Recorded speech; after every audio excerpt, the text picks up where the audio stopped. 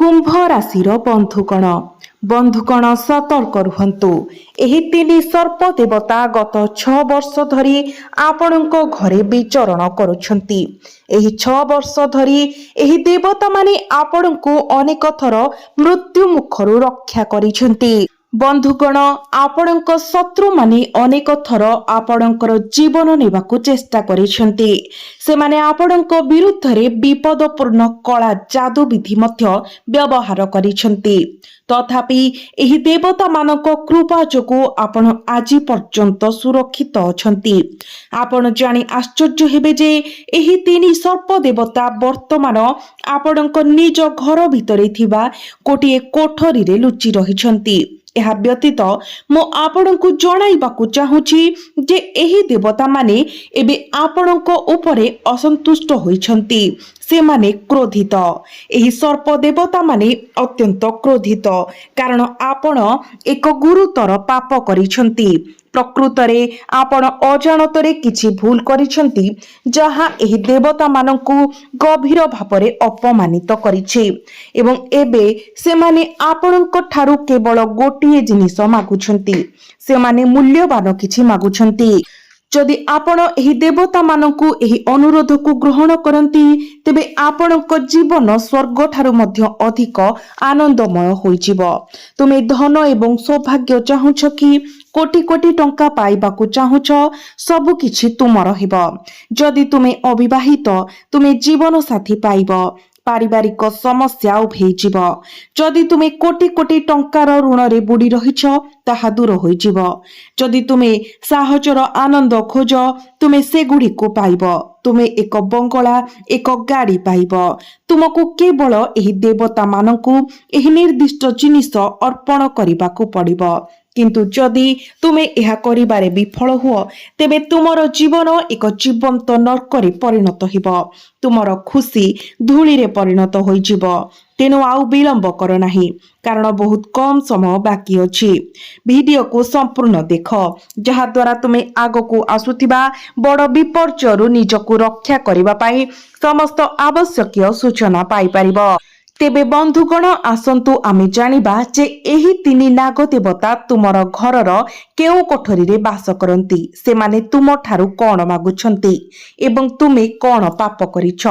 मु एही समस्त विवरणी प्रकाश करिबाको जाउची।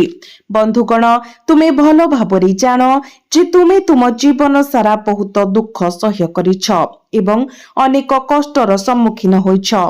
तथापि मु तुमको कहि देउछि जे गत किछि वर्ष मध्यरे तुम उपरे प्रकृतरे भयंकर विपद देखा देइछि। अनेक थर मृत्युर देवता स्वयं जम तुमर जीवन किंबा तुमर परिवार सदस्यक जीवन दाबी करिबा पई तुमर द्वार देशरे पहुंचिछंती। तथापि केवल तुम उपरे नजर रखुथिबा एही देवता मानक कृपा जोगु मध्य जम तुमर द्वार देशरु खाली हातरे फेरिबाकू बाध्य होइथिले। तेणु एही देवता माने प्रकृतरे चमत्कार। एही देवतांक जोगु तुमर जीवन थरे अत्यंत सुख एवं समृद्धि रे परिपूर्ण थिला। किंतु तुमर निजर भूल जोगु एही देवता तुम उपरे असंतुष्ट होइछंती जहा फल रे तुमर जीवन रे आनंद प्रवेश करिबा बंद होई जाइछि। तुमे वर्ष वर्ष धरी दुख भोगुछ कारण तुमे किछि भूल एवं अपराध करिछ जहा एही देवतांकु क्रोधित करिछि। बंधुगण आज मु तुमे केउ भूल करिछ से विषय समस्त विवरणी प्रकाश करिबाकू जाउछि। एहा व्यतीत मु तुमको कहिबी जे आगामी 7 दिन मध्यरे तुमर जीवन रे एक स्मारकी परिवर्तन घटिबाकू जाउछि एवं तुमे पचार किए एही परिवर्तन आनिबो। स्वयं भगवान ब्रह्मा। हाँ बंधुगण भगवान ब्रह्मा निजे निज हातरे तुमर भाग्य लिखिछंती। एही आगामी 7 दिन रे घटिबाकू थिबा घटना गुड़िक संपूर्ण अनिवार्य। संपूर्ण केही से गुड़िको अटकाई पारिबे नाही। तेणु दयाकरी एही वीडियोर आरंभरु शेष पर्यंत मो सहित रुहंतु एवं तुम पाई लेखा जाइथिबा भविष्यतर विवरणी को ध्यानर सहित शुणंतु। मु तुमर व्यवसाय तुमर चाकिरी तुमर स्वास्थ्य तुमर प्रेम संपर्क एवं तुमर आर्थिक स्थिति विषय व्यापक सूचना प्रदान करिबी। ଯେଉଁଥିରେ ତୁମର ପ୍ରେମ ଜୀବନରେ ତୁମେ ସମ୍ମୁଖୀନ ହେବାକୁ ଥିବା ଉତ୍ଥାନ ପତନ ଏବଂ ତୁମ ପାଇଁ ଅପେକ୍ଷା କରିଥିବା ଶୁଭ ଖବର ଅନ୍ତର୍ଭୁକ୍ତ। ଏହା ସହିତ ଏହି ଭିଡିଓର ମଝିରେ କୌଣସି ସ୍ଥାନରେ ମୁଁ ଏକ ବିଶେଷ ପ୍ରତିକାର କହିବି। ବନ୍ଧୁଗଣ, ଏହି ପ୍ରତିକାର କରିବା ଦ୍ୱାରା ତୁମେ ଦେଖିବ ଯେ ତୁମର ଜୀବନର ଯାତ୍ରା ଅତ୍ୟନ୍ତ ସୁଗମ ଏବଂ ସହଜ ହୋଇଯିବ। ତେଣୁ ତୁମେ କେବଳ ଆରମ୍ଭରୁ ଶେଷ ପର୍ଯ୍ୟନ୍ତ ମୋ ସହିତ ରହିବାକୁ ପଡ଼ିବ। ମୁଁ ସେହି 3ଟି ନିର୍ଦ୍ଦିଷ୍ଟ ଦେବତାଙ୍କ ବିଷୟରେ ବିସ୍ତୃତ ସୂଚନା ମଧ୍ୟ ପ୍ରକାଶ କରିବି। ତେଣୁ ଚିନ୍ତା କର ନାହିଁ, କେବଳ ଶେଷ ପର୍ଯ୍ୟନ୍ତ ତୁମେ ମୋ ସହିତ ରହିବା ନିଶ୍ଚିତ କର। ତେବେ ବନ୍ଧୁଗଣ, ଆଗକୁ ବଢ଼ିବା ପୂର୍ବରୁ ଦୟାକରି ଭିଡିଓକୁ ଲାଇକ୍ କରି ଚ୍ୟାନେଲକୁ ସବସ୍କ୍ରାଇବ୍ କରିଦିଅନ୍ତୁ ଏବଂ କମେଣ୍ଟ ବକ୍ସରେ ଭକ୍ତି ଏବଂ ଶ୍ରଦ୍ଧାର ସହିତ ଜୟ ନାଗ ଦେବତା ନିଶ୍ଚୟ ଲେଖନ୍ତୁ। ତେବେ ଆସନ୍ତୁ ଜାଣିବା ଯେ ଆପଣଙ୍କ ପାଇଁ କଣ ଆନନ୍ଦ ଅପେକ୍ଷା କରିଛି। ଗ୍ରହ ଏବଂ ନକ୍ଷତ୍ର ଗୁଡ଼ିକର ସଂରଚନା କଣ ସୂଚାଉଛି ଏବଂ କେଉଁ ଆଶ୍ଚର୍ଯ୍ୟ କିମ୍ବା ଆଘାତ ଆପଣଙ୍କ ଜୀବନରେ ହୋଇପାରେ। ମୁଁ ଆପଣଙ୍କ ଘରେ ସେହି ମଙ୍ଗଳମୟ ନାଗ ଦେବତା କେଉଁଠାରେ ବାସ କରନ୍ତି ତାହା ମଧ୍ୟ ପ୍ରକାଶ କରିବି। ମୁଁ ପ୍ରତ୍ୟେକ ବିବରଣୀ ପ୍ରଦାନ କରିବି। ଦେଖନ୍ତୁ ବନ୍ଧୁଗଣ, ଦେବତା ମାନଙ୍କର ବିନା, ଈଶ୍ୱରଙ୍କ ବିନା ତୁମେ ସର୍ବଦା ମନେ ରଖିବା ଉଚିତ ଯେ ଦିବ୍ୟ ଇଚ୍ଛା ବିନା ଗୋଟିଏ ପତ୍ର ମଧ୍ୟ ହଲୁ ନାହିଁ। କେବଳ ଈଶ୍ୱର ଅଛନ୍ତି ବୋଲି ଆମେ ଆଜି ଏହି ଜୀବନ ବଞ୍ଚି ପାରୁଛୁ। କେବଳ ଏତିକି ଗ୍ରହଣ କର। ଅନେକ ଲୋକ ଈଶ୍ୱର କିମ୍ବା ଦେବତା ମାନଙ୍କ ଉପରେ ବିଶ୍ୱାସ କରନ୍ତି ନାହିଁ। ତଥାପି ମୁଁ ତୁମକୁ କହିବାକୁ ଚାହେଁ ଯେ ଏହି ପୃଥିବୀର ପ୍ରତ୍ୟେକ ଜିନିଷ ମଧ୍ୟରେ, ତାହା ଗଛ ଏବଂ ଉଦ୍ଭିଦ କିମ୍ବା ଜୀବନ୍ତ ପ୍ରାଣୀ ହେଉ, ସବୁଥିରେ ଦିବ୍ୟ ବାସ କରନ୍ତି। ଏହା ସମସ୍ତ ପ୍ରାଣୀଙ୍କ ପାଇଁ ପ୍ରଯୁଜ୍ୟ। ତାହା ଗୋମାତା, ନାଗଦେବତା କିମ୍ବା ଗଛ ଏବଂ ଉଦ୍ଭିଦ ମଧ୍ୟ। ତୁମେ ପୂର୍ବରୁ ଜାଣିଥିବ, ଓସ୍ତ ହେଉ କିମ୍ବା ବଟବୃକ୍ଷ, ସମଗ୍ର ବ୍ରହ୍ମାଣ୍ଡର ସମସ୍ତ ଦେବାଦେବୀ ସେମାନଙ୍କ ମଧ୍ୟରେ ଭୌତିକ ଭାବରେ ଉପସ୍ଥିତି ବୋଲି ବିଶ୍ୱାସ କରାଯାଏ। ସେହିପରି 33 କୋଟି ଦେବତା ଏବଂ ଦେବୀ ଗାଈ ମଧ୍ୟରେ ବାସ କରନ୍ତି ବୋଲି କୁହାଯାଏ। ଏବଂ ସେହିପରି ସର୍ପ ଦେବତା ମାନଙ୍କ ବିଷୟରେ, କାରଣ ସର୍ପ ରାଜ୍ୟ ପ୍ରକୃତରେ ଏକ ସ୍ୱତନ୍ତ୍ର ବାସ୍ତବତା। ଆମର ଧାର୍ମିକ ପରମ୍ପରା ମଧ୍ୟରେ ସେମାନଙ୍କର ଏକ ଅନନ୍ୟ ଏବଂ ଗଭୀର ଗୁରୁତ୍ୱ ଅଛି। ମୁଁ ଆପଣମାନଙ୍କୁ କହିବାକୁ ଚାହେଁ ଯେ ପ୍ରାୟ ପ୍ରତ୍ୟେକ ଘରେ ସର୍ପ ଦେବତା ମାନେ ପ୍ରକୃତରେ ସତ୍ୟ। ଆପଣ ହୁଏତ ଆପଣଙ୍କର ବୃଦ୍ଧ ଗୁରୁଜନ ମାନଙ୍କ ଠାରୁ ଶୁଣିଥିବେ ଯେ ବହୁ ବର୍ଷ ପୂର୍ବେ ଆପଣଙ୍କ ଘରେ ସାପର ଏକ ଯୋଡ଼ା କିମ୍ବା ହୁଏତ ଗୋଟିଏ ସାପ ବହୁତ ଦିନ ଧରି ରହୁଥିଲା। ବନ୍ଧୁଗଣ, ଏହି ସର୍ପ ଦେବତା ମାନେ ବହୁତ କମ୍ ଦେଖାଯାଆନ୍ତି। ସେମାନେ ସାଧାରଣତଃ ଅଦୃଶ୍ୟ ରହିଥାନ୍ତି। ତଥାପି ଯଦି ଆପଣ କେବେ ଆପଣଙ୍କ ଘର ଭିତରେ ଗୋଟିଏ ସାପ ଦେଖନ୍ତି, ତେବେ ବୁଝନ୍ତୁ ଯେ ସେମାନେ ନିଃସନ୍ଦେହରେ ଏକ ବାର୍ତ୍ତା ଦେଉଛନ୍ତି। ଯଦି ଆପଣ ଆପଣଙ୍କ ଘର ଭିତରେ କିମ୍ବା ଆପଣଙ୍କ ଘର ପରିସରରେ ଏକ ସାପ ଦେଖନ୍ତି, ତେବେ ଏହାକୁ ଏକ ସଂକେତ ଭାବରେ ଚିହ୍ନନ୍ତୁ ଯେ ଈଶ୍ୱର ମାର୍ଗଦର୍ଶନ ଦେବାକୁ ଆସିଛନ୍ତି। ଏହା ସୂଚିତ କରେ ଯେ କିଛି ଗୁରୁତ୍ୱପୂର୍ଣ୍ଣ କଷ୍ଟ ହେଉ କିମ୍ବା ଆଶୀର୍ବାଦ ନିଶ୍ଚିତ ଭାବରେ ଆପଣଙ୍କ ଜୀବନରେ ଘଟୁଛି। ପ୍ରତିଫଳିତ ହେବା ପାଇଁ କିଛି ସମୟ ନିଅନ୍ତୁ। ଆପଣ ସମ୍ପ୍ରତି କୌଣସି ତ୍ରୁଟି କିମ୍ବା ଭୁଲ କରିଛନ୍ତି କି? ଯଦି ଆପଣ ଏହାକୁ ଜାଣିପାରିବେ, ତେବେ ସବୁ କିଛି ଭଲ ହୋଇଯିବ। ଏବେ ମୁଁ କିଛି ନିର୍ଦ୍ଦିଷ୍ଟ ଅନ୍ତର୍ଦୃଷ୍ଟି କହିବାକୁ ଯାଉଛି। ଦୟାକରି ଧ୍ୟାନ ଦେଇ ଶୁଣନ୍ତୁ।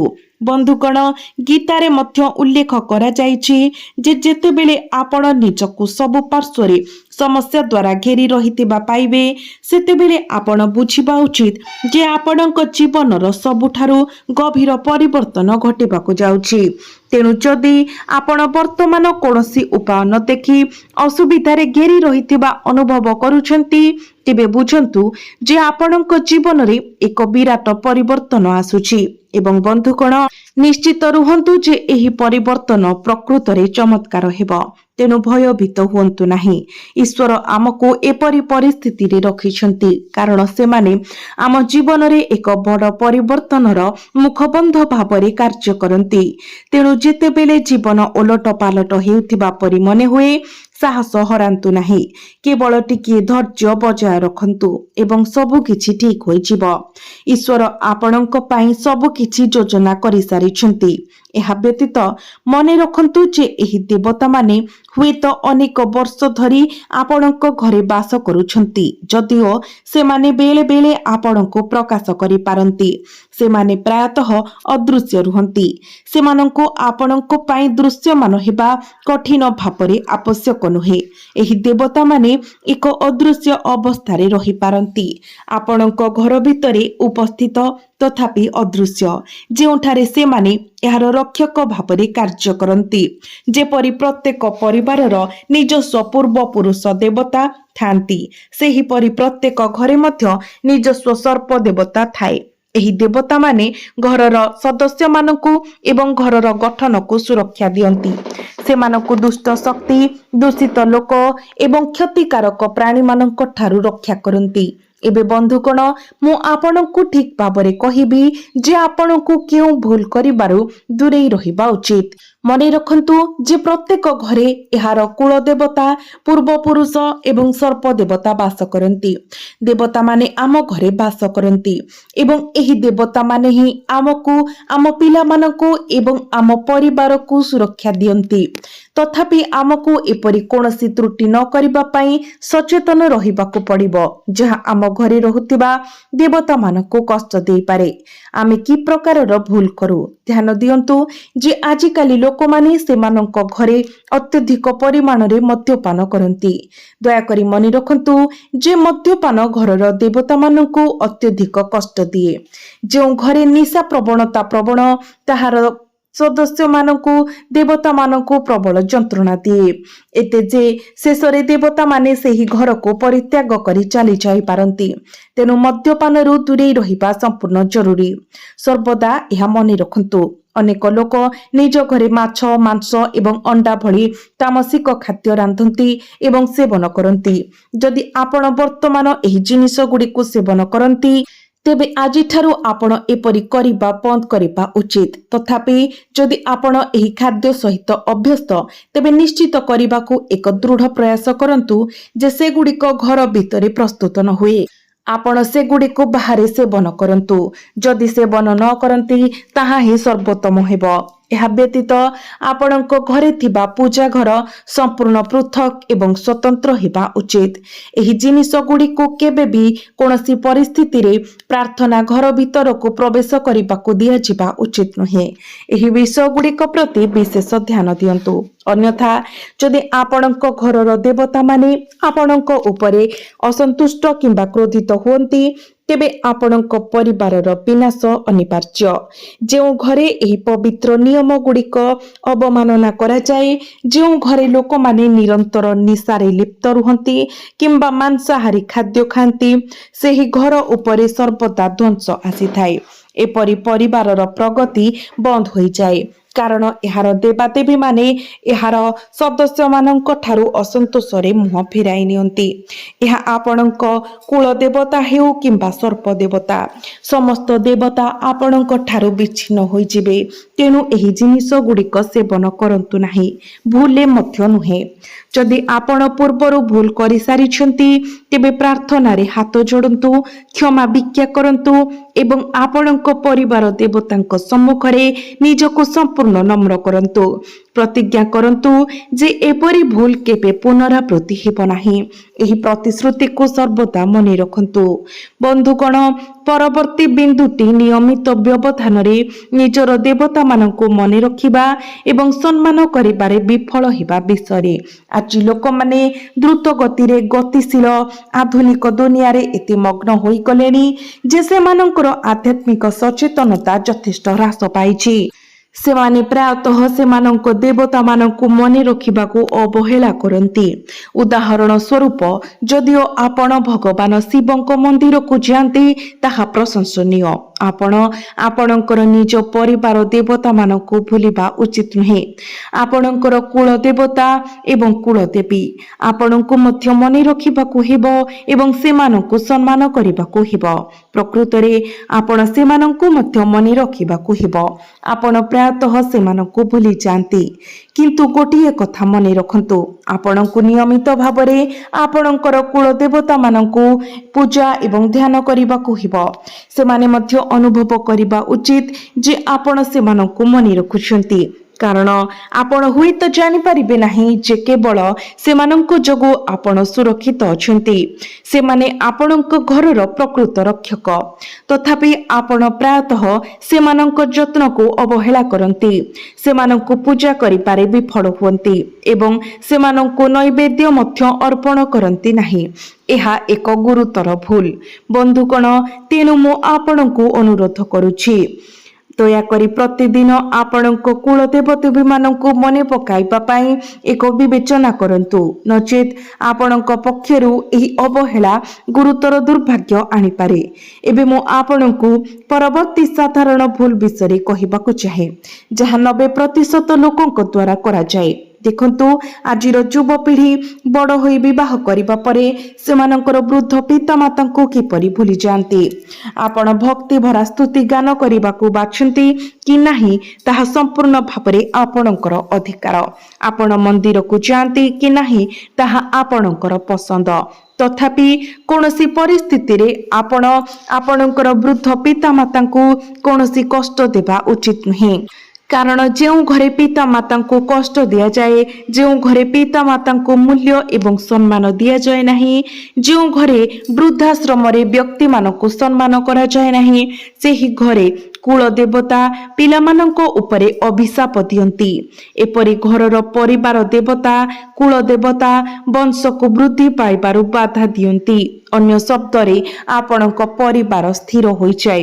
ଆପଣ ସନ୍ତାନ ଜନ୍ମ କରିପାରିବେ ନାହିଁ, କିମ୍ବା ଯଦି ଆପଣଙ୍କର ସନ୍ତାନ ସନ୍ତତି ଅଛନ୍ତି ତେବେ ସେମାନେ ବିପଥଗାମୀ, ଶାରୀରିକ ଭାବରେ ଅକ୍ଷମ ହୋଇ ଜନ୍ମ ହୋଇପାରନ୍ତି, କିମ୍ବା ଶେଷରେ ଆପଣଙ୍କର ସବୁଠାରୁ ବଡ଼ ଦୁଃଖର ଉତ୍ସ ହୋଇପାରନ୍ତି। ତେଣୁ ନିଶ୍ଚିତ କରନ୍ତୁ ଯେ ଆପଣଙ୍କ ପିତାମାତା ଆପଣଙ୍କ ଘରେ ଖୁସି ରହିବେ।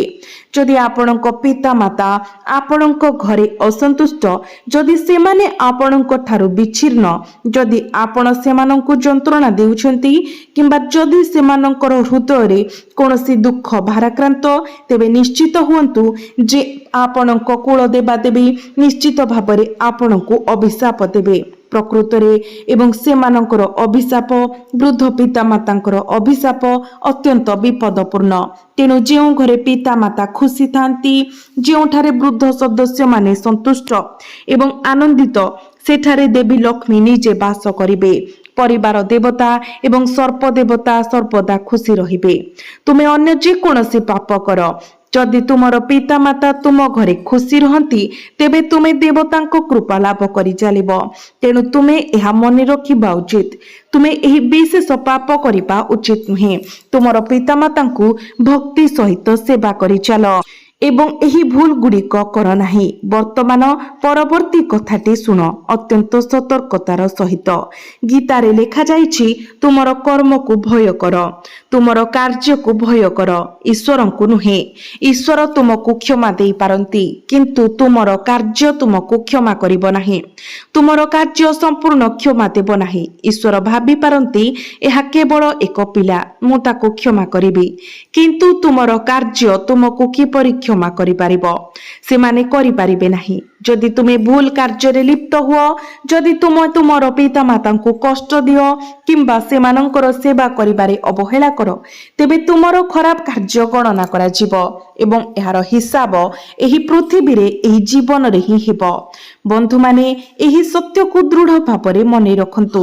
ତେଣୁ ନିଶ୍ଚିତ କରନ୍ତୁ ଯେ ତୁମେ ଏହି ବିନ୍ଦୁକୁ ସ୍ପଷ୍ଟ ଭାବରେ ବୁଝିଛ। ତୁମେ କ'ଣ ଭାବୁଛ ଯେ ଏହି ବିଷୟ ଗୁଡ଼ିକ ଈଶ୍ୱରଙ୍କ ପାଇଁ କୌଣସି ପ୍ରଭାବ ପକାଇବ ନାହିଁ? ବନ୍ଧୁମାନେ, ଏହା ପକାଏ। ଏହି ଜିନିଷ ଗୁଡ଼ିକ ଈଶ୍ୱରଙ୍କ ପାଇଁ ଗଭୀର ଭାବରେ ଗୁରୁତ୍ୱପୂର୍ଣ୍ଣ। ପରବର୍ତ୍ତୀ କଥା ହେଉଛି, ସକାରାତ୍ମକ ଚିନ୍ତାଧାରା ଚାଷ କର। ତୁମର ମନକୁ ନିରନ୍ତର ଦୁଃଖରେ ଘୋଡ଼ାଇ ରହିବାକୁ ଦିଅ ନାହିଁ। ଏହା ମନେ ରଖ, ଗୋଟିଏ ନକାରାତ୍ମକ ଚିନ୍ତାଧାରା, ଗୋଟିଏ ଦୁଃଖପୂର୍ଣ୍ଣ ଚିନ୍ତାଧାରା, ନକାରାତ୍ମକ ମାନସିକତା ଥିବା ବ୍ୟକ୍ତି ଜୀବନରେ ସର୍ବଦା ଦୁଃଖ ସହ୍ୟ କରିଥାଏ। କିନ୍ତୁ ଜଣେ ଭଲ ଚରିତ୍ରର ବ୍ୟକ୍ତି, ଯିଏ ଏକ ସକାରାତ୍ମକ ଦୃଷ୍ଟିକୋଣ ବଜାୟ ରଖେ, ସର୍ବଦା ପ୍ରତ୍ୟେକ ପରିସ୍ଥିତିରେ ଆଗକୁ ବଢ଼ିବାର ରାସ୍ତା ଖୋଜି ପାଏ। ଦୁଃଖର ପ୍ରତ୍ୟେକ ମୁହୂର୍ତ୍ତରେ ସେ ଏହାକୁ ଦୂର କରିବାର ଏକ ପଥ ଖୋଜି ନିଏ। तेणु बंधु माने एक सकारात्मक मानसिकता चाष करने को चेष्टा कर जहा हेउना कहीं केबे भी निजको मानसिक भाव में परास्त होगाकू दियो नहीं। जदि तुमे तुमर मन रे युद्ध हारी जाओ, जदि तुमे मानसिक भाव में पराजय स्वीकार कर एवं आभ्यंतरीण भाव में आत्मसमर्पण कर तेबे तुमे आउ केबे भी जीति पारिबो नाही, तुमे केबे भी ऊपर को उठी पारिबो नाही।